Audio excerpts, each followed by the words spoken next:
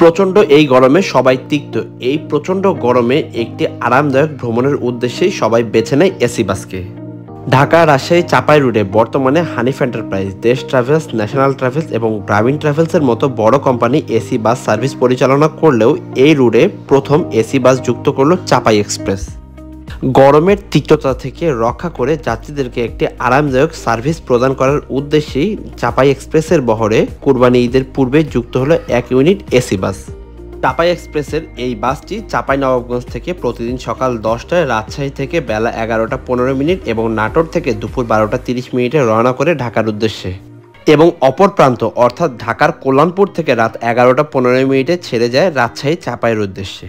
অশোক লেল্যান্ডের eagle 180 prime চেসিসের উপরে নির্মিত এই বাসটি, যে এই বাসটির পেছনের চাকায় রয়েছে এয়ার সাসপেনশন বেলুন এবং সামনের চাকায় রয়েছে পাত্তি সাসপেনশন।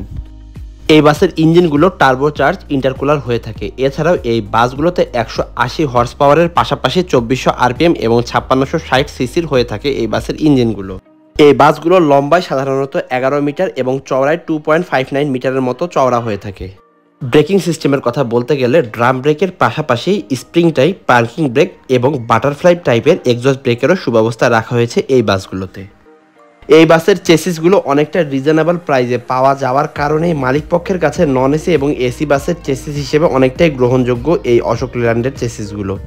এই বাসটির ফ্রন্ট এবং ব্যাক পার্টে স্কেচ শেপ দেওয়া হয়েছে, তবে সাইড বডিতে নর্মালি ক্লাসিক শেপ রাখা হয়েছে এসি বাসগুলোর মতো, যেগুলো আফতাবিয়ান বডি হয়ে থাকে। বাসের পেইন্ট স্কিনে সাধারণত 3টি কালার দেখা যাচ্ছে, যার মধ্যে একটি অরেঞ্জ, ব্লু এবং হোয়াইট কালারের কিছু সংমিশ্রণ রয়েছে। হোয়াইট কালারের স্ট্রিপগুলোর কারণে এই বাসটিকে অনেকটা দূর থেকে প্রিমিয়াম বোঝা যায়। এই ছিল বাসটির এক্সটেরিয়র পার্ট। এবার চলুন বাসের ইন্টেরিয়র পার্টে কী কী কাজ করা হয়েছে সবকিছু দেখে আসা যাক। বাসটিতে অটোমেটিক ডোরের সুব্যবস্থা রয়েছে। এই বাসগুলো সাধারণত ফ্রন্ট ইঞ্জিনের হয়ে থাকে এবং ইঞ্জিন সেকশনের পাশেই রয়েছে বাসটির ড্যাশবোর্ড। বাসটিকে ড্রাইভারের কন্ট্রোলে রাখার জন্য যাবতীয় সুইচ এবং মিটার বোর্ডগুলো এই ড্যাশবোর্ডে রাখা হয়েছে।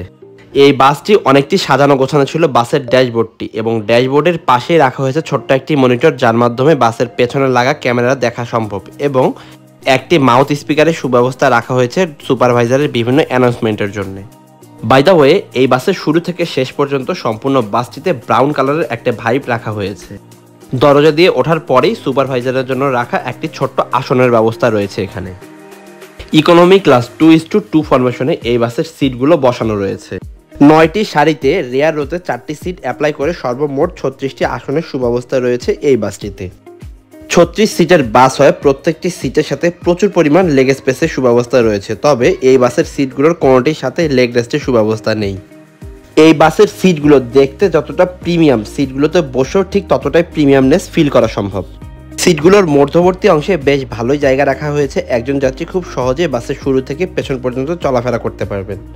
ইকোনমি ক্লাস সিট হিসেবে এই সিটগুলো অনেকটা বড় এবং যথেষ্ট নরম। এই সিটগুলোতে বসেও যাত্রীরা খুব কমফোর্টেবলি ভ্রমণ করতে পারবেন। নরম এই সিটগুলি আর্টিফিশিয়াল লেদারের তৈরি এবং যাত্রীদের যাত্রার সুবিধার্থে ঘাড়ের দিকটাতে নেক পিলো এবং হেডরেস্টের সুব্যবস্থা রাখা হয়েছে প্রত্যেকটি সিটের সাথে। সিটগুলোর নিচের দিকে পাদানি এবং কিছুটা উপরের দিকে পানি, চিপস এইসব রাখার জন্য নেটের তৈরি জালির সুব্যবস্থা রয়েছে। এই সিটগুলোকে সেমি স্লিপিং সিটও বলা যেতে পারে, কারণ এই সিটগুলো যথেষ্ট পরিমাণ রিক্লাইন হয়ে থাকে।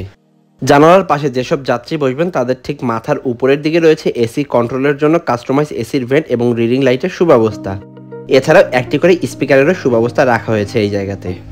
যাত্রীদের হাতের হ্যান্ড লাগেজ অথবা ছোট ব্যাগ রাখার জন্য সিটগুলোর উপরের দিকে রাখা হয়েছে হ্যান্ড ক্যারিয়ারের সুব্যবস্থা। বাসের যে সেন্ট্রাল এসিটি রয়েছে সেটি বাসের মাঝ বরাবর স্থাপন করা রয়েছে, এবং এই বাসের লাইটিংয়ের কথা বলতে গেলে এলইডি সাদা রঙের চেইন লাইট ইউজ করা হয়েছে। তবে আমার কাছে মনে হয়েছে বাসের ভেতরের দিকে আলোর কিছুটা সংকট রয়েছে, আরও কিছু এক্সটার্নাল লাইট ইউজ করা উচিত ছিল। সর্বোপরি বলতে গেলে এই বাসের এক্সটেরিয়র এবং ইন্টেরিয়রে খুব ভালো মানের কাজ করা হয়েছে, এবং এই কাজগুলো করেছে আনোয়ার ইঞ্জিনিয়ারিং ওয়ার্কশপ। চলুন এবার এ বাসের ভাড়া সম্পর্কে একটু ধারণা দিয়ে রাখি। এই বাসটি চাপাই থেকে ঢাকা 900 টাকা, রাজশাহী থেকে 800 টাকা এবং নাটোর থেকে ঢাকা 700 টাকা নির্ধারণ করা রয়েছে। অপর প্রান্ত থেকেও সেম, অর্থাৎ ঢাকা থেকে নাটোর 700 টাকা, রাজশাহী 800 টাকা এবং চাপাই নবাবগঞ্জ 900 টাকা। আমি চেষ্টা করব এই বাসের বিভিন্ন কাউন্টারের নাম্বারগুলো আমি আমার ডিসক্রিপশন বক্সে দিয়ে দেওয়ার জন্য।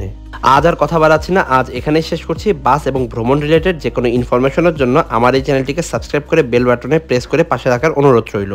আবারও দেখা হচ্ছে নতুন কোনো ইনফরমেশন অথবা ব্লগ ভিডিও নিয়ে। ততক্ষণ পর্যন্ত সবাই ভালো থাকবেন, সুস্থ থাকবেন। শুভ বিদায়।